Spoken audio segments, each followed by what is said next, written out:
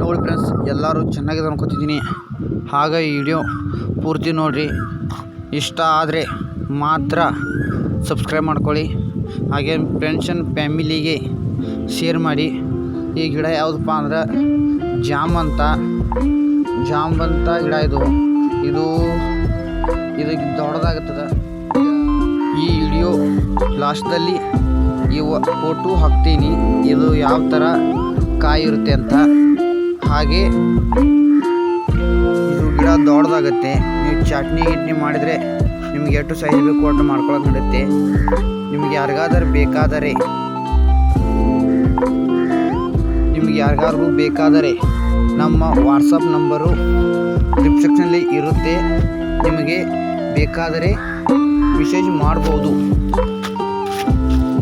ಎಲ್ಲರಿಗೆ ವಿಡಿಯೋ ನೋಡಿದ್ದಕ್ಕಾಗಿ ಧನ್ಯವಾದಗಳು. ಹಾಗೆ ಮುಂದಿನ ವಿಡಿಯೋದಲ್ಲಿ ಮತ್ತೊಮ್ಮೆ ಸಿಗೋಣ.